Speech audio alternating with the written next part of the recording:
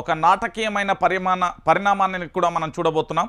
So మొత్తానికి తెలంగాణ రాష్ట్ర వ్యాప్తంగా జరుగుతున్న కొన్ని అంశాలకు సంబంధించి ప్రధానంగా మనం చూస్తున్నాం.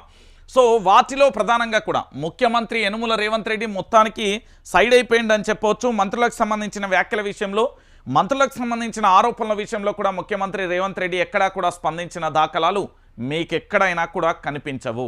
ముఖ్యమంత్రి పూర్తి స్థాయిలో కూడా తన యొక్క స్వార్థం, తన యొక్క పరిపాలన లేదా తన పార్టీ కోసం, తన ముఖ్యమంత్రి పీఠాన్ని కాపాడుకోవడం కోసం మాత్రమే ఆహార్నిశలు ఉంటాడు అనేది సత్యం.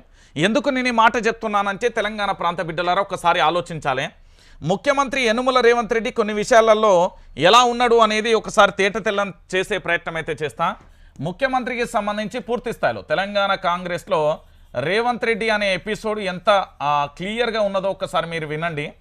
ఒకటి, రేవంత్ రెడ్డి ఎపిసోడ్కు సంబంధించి ప్రధానంగా కూడా మీరు అందరూ ఆలోచించాల్సిన విషయం ఏంటి అంటే, ఇక్కడ రేవంత్ రెడ్డి అనే వ్యక్తి పూర్తి స్థాయిలో కూడా మీకు మొట్టమొదటిసారిగా ప్రభుత్వం ఏర్పడిన తరుణంలో సీతక్క మీద ఇసుక స్కామ్ గురించి ఆరోపణ వచ్చినప్పుడు కూడా నో కామెంట్స్. దాంతోపాటు పొన్నం ప్రభాకర్కు సంబంధించి ఆ బూడిద విషయంలో నో కామెంట్స్. దాంతోపాటు ఉత్తమ్ కుమార్ రెడ్డి మీద ఆరోపణలు వచ్చినప్పుడు నో కామెంట్స్. దాంతోపాటు పూర్తి స్థాయిలో కూడా ఇప్పుడున్న మంత్రులకు సంబంధించి ఎవరి మీద ఆరోపణలు వచ్చినా కూడా ముఖ్యమంత్రి మౌనంగా ఉన్నాడు అనేది ప్రధానంగా కూడా మనం చూస్తాం. ఇలాంటి పరిస్థితులలోనే సమంత మీద వ్యాఖ్యలకు సంబంధించి నాగార్జున కుటుంబమైన లేకపోతే సినీ వర్గాలకు సంబంధించి కొండా సురేఖ చేసిన వ్యాఖ్యలకు సంబంధించి కూడా రేవంత్ రెడ్డి నో కామెంట్స్ అనే విషయాన్ని పూర్తి స్థాయిలో మన అందరికీ అర్థమైపోతుంది.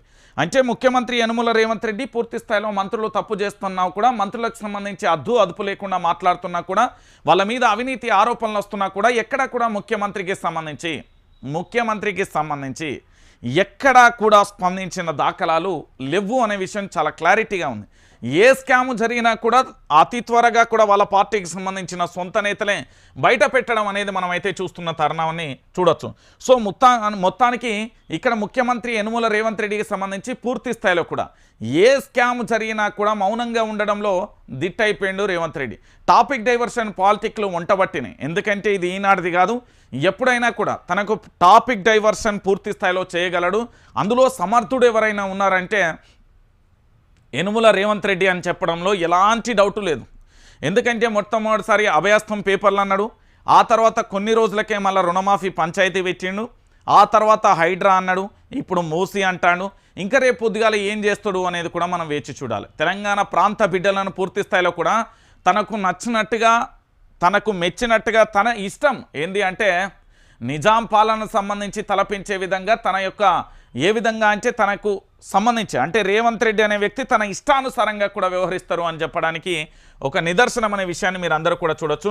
సో మొత్తానికి ఇక్కడ ఏంటి అంటే తెలంగాణ ప్రాంత బిడ్డలారా మీరు అందరూ కూడా మళ్ళీ ఆలోచించాల్సిన విషయం ఏంటి అంటే, మనం చెప్పే ప్రతి అంశానికి సంబంధించి రాష్ట్ర ప్రభుత్వానికి సంబంధించి పూర్తి స్థాయిలో ఆలోచించాలి. ఖచ్చితంగా కూడా రాష్ట్ర ప్రభుత్వానికి సంబంధించిన మంత్రులారా మీరు ఏ తప్పు చేసినా, మీ మీద ఏ ఆరోపణ వచ్చినా మిమ్మల్ని ముఖ్యమంత్రి అయితే గాంతలేడు, ముఖ్యమంత్రి పట్టించుకున్న దాఖలాలు లేడు, ఎక్కడా కూడా స్పందించిన దాఖలాలు లేరు.